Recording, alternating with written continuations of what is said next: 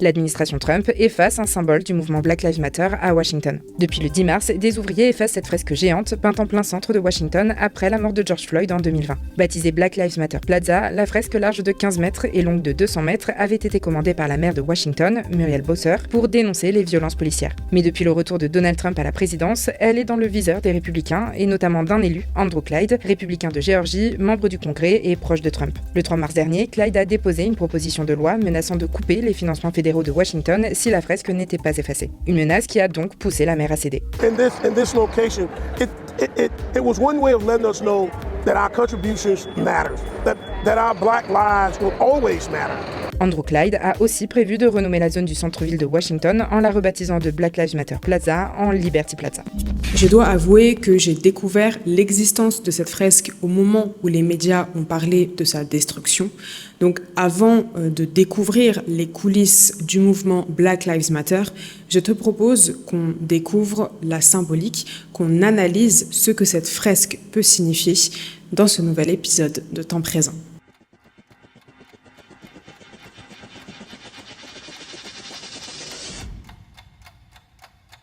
Avant de nous intéresser au code caché de la fresque Black Lives Matter, j'ai le plaisir de te présenter le sponsor de cette vidéo, Afrochronique. Afrochronique est un média qui a été créé pour transmettre la richesse historique, culturelle et génétique des mélanisés. Fondé en 2020, il est aujourd'hui suivi par plus de 90 000 personnes sur YouTube, TikTok et Instagram. En plus de la production de vidéos sur les réseaux, mais aussi sur sa propre plateforme sous forme d'abonnement, Afrochronique publie également de nombreux livres disponibles dans le monde entier grâce à son format numérique. Il y a notamment une collection de 12 guides graphiques, un concept unique de retransmission des connaissances. Et j'ai eu la chance d'être la première lectrice de ce travail colossal qui m'a initiée à des domaines que j'ignorais complètement, comme la biologie ou la physique quantique. À ma connaissance, ces guides sont les seuls qui réunissent en une seule collection des bases scientifiques et spirituelles solides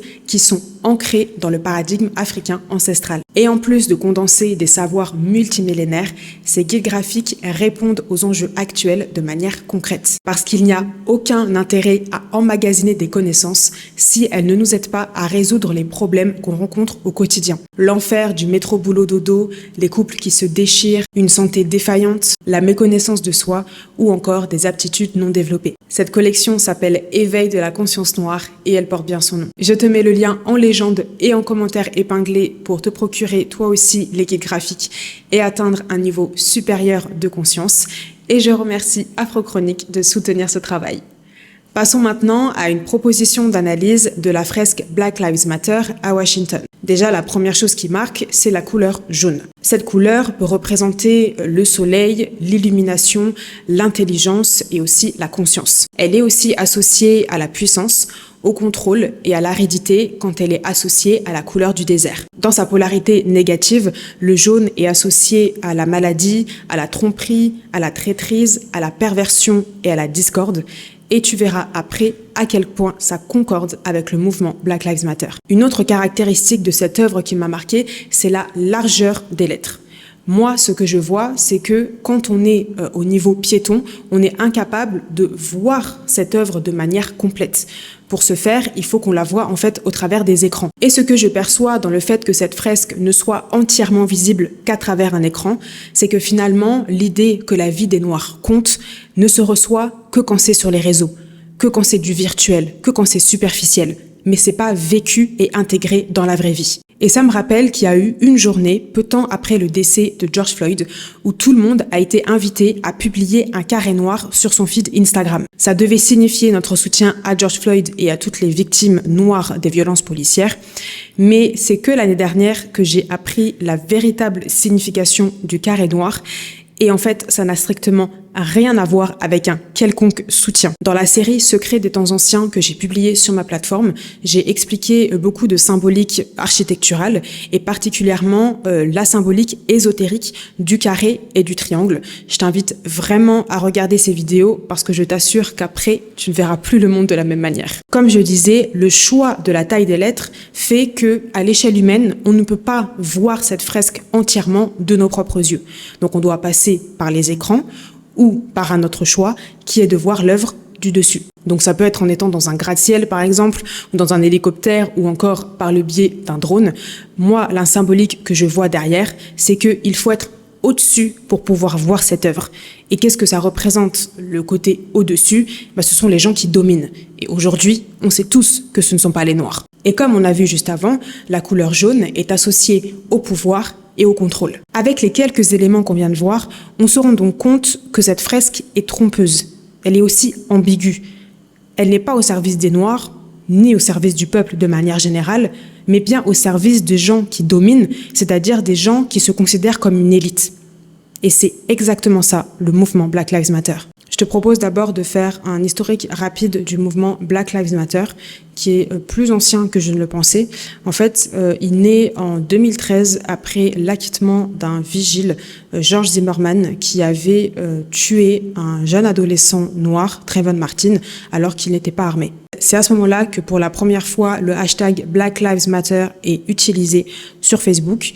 Il est lancé par 3 militantes, Alicia Garza, Patrisse Cullors et Opal Tometi. Elles sont toutes les 3 des femmes noires américaines qui se considèrent comme militantes. Le mouvement s'amplifie et prend une échelle nationale au fil des meurtres et des scandales. En 2015, le mouvement se dote d'une structure décentralisée, ce qui fait qu'il ne s'agit pas d'une seule organisation, mais en fait d'un réseau de groupes locaux et autonomes. Avec le temps, il s'étend à l'international, au Canada, au Royaume-Uni ou encore en Afrique du Sud. Mais c'est surtout en 2020 que le mouvement prend une ampleur mondiale immense avec le meurtre de George Floyd par un officier de police qui s'appelle Derek Chauvin. La scène est filmée, diffusée en masse sur les réseaux et provoque une réaction mondiale. Il y a des manifestations qui sont organisées dans plus de 60 pays et rien qu'aux États-Unis, il est estimé que plus de 25 millions de personnes ont participé à ces manifestations. Et avec cet événement, le Black Lives Matter devient quand même le premier mouvement social de l'histoire des États-Unis. Maintenant, intéressons-nous à l'impact de l'organisation Black Lives Matter selon leurs propres mots. Sur leur site internet, ils se disent fiers d'avoir reversé plus de 35 millions de dollars à 70 autres organisations, en précisant que 23 d'entre elles sont dirigées par des personnes LGBT. Et c'est seulement après cette information qu'il est précisé que de l'argent a été donné à des personnes noires. Rien que le fait de le préciser, c'est bizarre parce que pour une organisation qui s'appelle Black Lives Matter, ça paraît un peu évident. Et je tiens quand même à préciser que malgré tous les chiffres qu'ils partagent sur leur site internet, je n'ai pas trouvé de précision concernant le montant qui a été reversé à des victimes de violences policières ou à leurs proches, alors que le mouvement Black Lives Matter est censé être né à cause de ça. Donc que ce soit dès leur page d'accueil, mais aussi dans la façon dont ils utilisent leur argent, l'accent est mis sur les personnes LGBT. Et une autre chose qu'ils affirment sur leur site, c'est que pour eux, les personnes LGBT sont les plus vulnérables. Mais en fait, tout s'explique, et ce, dès le début, parce que parmi les 3 fondatrices du mouvement Black Lives Matter, 2 se disent LGBT. Et en fait, dès sa création, le mouvement est ouvertement féministe et pro-LGBT. On va comprendre tout ça après, mais on va revenir sur la somme qui a été reversée aux autres organisations par le Black Lives Matter.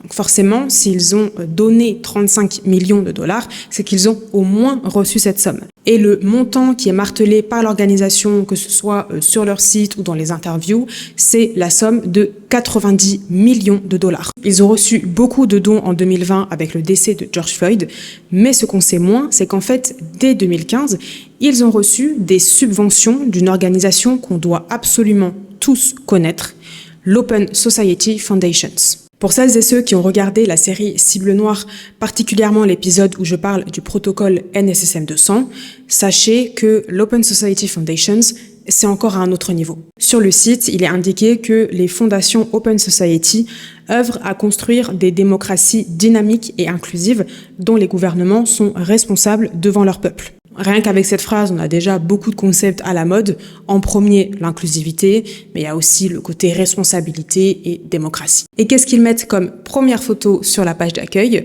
2 femmes noires qui brandissent le drapeau LGBT. Pour qu'on se rende compte un peu du poids de l'organisation, les fondations Open Society sont la plus grande organisation caritative du monde, après celle de Bill et Melinda Gates. Selon son propre site, l'Open Society a reversé plus de 23 milliards de dollars pour soutenir massivement le mouvement LGBT, le féminisme, les dites minorités, donc que ce soit musulmanes, noires ou encore roms. Ils encouragent aussi la migration et enfin ce qu'ils appellent la démocratie. Pour ceux qui connaissent le système et qui ont regardé mes dernières vidéos, vous savez qu'il y a forcément quelque chose de très gros qui se cache derrière ce type d'organisation qui se présente tellement humanitaire et tellement généreuse. Et pour le découvrir, on va maintenant s'intéresser au fondateur des Open Society Foundations, George Soros. Pour le présenter rapidement, c'est un milliardaire qui s'est enrichi grâce à la finance et qui reverse une partie conséquente de sa fortune dans des organisations qu'il considère comme défendant les droits de l'homme. Il se présente évidemment comme un philanthrope et même comme un Robin des Bois qui reverserait l'argent au peuple. Évidemment, derrière tout ça, il y a une idéologie et c'est le nom qu'il a donné à ses fondations, la société ouverte. Par ce concept, il défend l'idée d'une société mondiale, ouverte et libérale, c'est-à-dire une société où chacun fait ce qu'il veut, pense ce qu'il veut et dit ce qu'il veut. Et parce que toutes les croyances et toutes les opinions sont acceptées, il est admis dans cette idéologie que la vérité n'existe pas. Et cette liberté présentée dans la société ouverte ne concerne pas uniquement les individus, mais aussi les entreprises pour lesquelles les États n'interviennent pas du tout ou très peu. Et pour donner une dernière caractéristique de cette Open Society, c'est une société où l'individu est mis au centre, mais avec très peu de pouvoir. Je ne sais pas si tu l'as remarqué, mais c'est exactement cet idéal qu'on nous vend dans les médias, sur les réseaux, dans les films, dans tous les différents mouvements pseudo-spirituels, développement personnel, etc. Et bien sûr dans les ONG qui sont financées par les mêmes personnes qui défendent cette Open Society, comme George Soros, mais il y en a évidemment beaucoup d'autres. Sauf que ce pseudo-idéal où l'individu peut croire, dire et faire ce qu'il veut, n'est possible que si l'individu croit, dit et fait ce qui va dans le sens de ceux qui dirigent le système. Comme tu l'as compris, le concept d'Open Society est un leurre et ne valorise que ce qui est au service de ses dirigeants. Et George Soros veut clairement le trône et pour ça, il est prêt à tout. Il finance et soutient discrètement des mouvements de protestation, des émeutes et même des groupes armés. Il encourage et amplifie même des tensions et des conflits. Il fait chuter des idéologies et des personnes qui le dérangent. Il fait monter celles qui lui rendent service, jusqu'à même faire chuter des régimes politiques, des devises ou même des pays, juste pour s'enrichir et imposer son pouvoir et ses idéaux. Dites-vous qu'à lui tout seul, il a réussi à faire chuter économiquement l'Angleterre. George Soros, c'est un des marionnettistes visibles qui manipule tout ce qu'il peut pour atteindre son but. Grâce à son pouvoir économique, financier et politique énorme, George Soros a une place centrale dans toutes les grandes organisations mondiales et notamment européennes.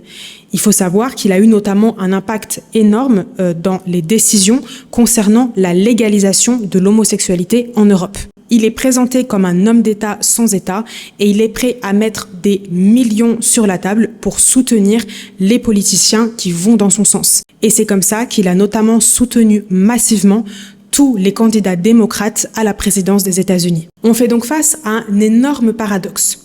George Soros, un homme blanc, ultra privilégié, sans aucun état d'âme, qui a créé des crises politiques et économiques énormes dans le monde et qui soutient des individus douteux pour son propre agenda. Pourquoi un tel individu a-t-il versé à lui seul plus de 200 millions de dollars pour ce qu'ils ont appelé la construction du pouvoir noir? Première raison, s'approprier un combat et se prétendre être à l'origine de son succès parce que c'est clairement pas eux qui ont inventé le Black Power. Deuxième raison évidente, l'argent est le nerf de la guerre et l'argent rend corruptible. Je t'apporte ce qu'il faut pour vivre confortablement. Bien sûr, en échange, tu vas intégrer les idées que je veux dans ton mouvement. Troisièmement, contrôler dans quelle direction va la masse. Et ce sera soit dans des violences inutiles, comme les émeutes par exemple, soit dans des projets complètement inutiles qui ne porteront aucun fruit sur du long terme, mais qui vous font croire que vous faites quelque chose, comme par exemple dessiner des fresques sur le sol. Quatrièmement, infiltrer des idées qui sont complètement opposées, comme l'idéologie LGBT. C'est quand même très grave qu'aujourd'hui, Black Lives Matter, qui est l'une des plus grandes organisations prétendument pour les Noirs, si ce n'est même la plus grande à l'échelle internationale, se dédie plus à défendre les LGBT et les femmes que les premières victimes des violences policières, qui sont, pour la très grande majorité, des hommes noirs hétérosexuels. Et par la promotion du féminisme et du mouvement LGBT, cela crée énormément de discorde et de tensions au sein des familles noires. Maintenant, on comprend mieux la symbolique cachée de la fresque Black Lives Matter. Derrière un mouvement qui prétend défendre des causes justes, se cache un outil de domination et de manipulation énorme de la masse, particulièrement des Noirs. Le vrai Black Power a été complètement vidé de son essence et de sa vision. La contre-violence juste et nécessaire qui était dirigée contre la suprématie blanche, notamment à l'époque des Black Panthers, a été complètement détournée pour des actes inutiles comme se prendre en photo en ayant le poing levé ou encore des pancartes avec écrit « La vie des Noirs compte ». Derrière ce mouvement Black Lives Matter se cache le même agenda au service des mêmes intérêts qui créent la discorde et qui détruisent la vie. Ils créent la discorde en désintégrant les traditions, les codes, les valeurs, le concept de vérité et de morale. Aujourd'hui, même savoir ce que c'est qu'être une femme et ce que c'est qu'être un homme est constamment remis en question. Nous n'avons plus aucun repère. Et puisque tous les médias sont contrôlés par des individus qui partagent les mêmes valeurs que George Soros, aujourd'hui, avec la destruction de la fresque Black Lives Matter, c'est Trump qui est présenté comme le grand ennemi et la destruction de la fresque comme quelque chose d'horrible. Je ne dis pas que Trump est l'allié des Noirs, mais de ce que je sais, c'est peut-être finalement malgré lui, mais il est en fait beaucoup plus que tous ceux qui prétendent l'être. Évidemment, ça ne concerne pas que les États-Unis, parce qu'il y a une figure très connue en France qui est largement financée par les fondations Open Society, Assa Traoré avec son organisation La Vérité pour Adama.